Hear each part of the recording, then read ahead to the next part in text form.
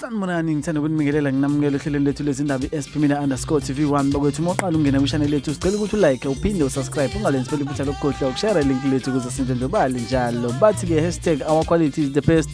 trust and believe it bakwethu namhlanje uJabeni siliphethe namhlanje siphethe indaba zasemzimkhulu bakwethu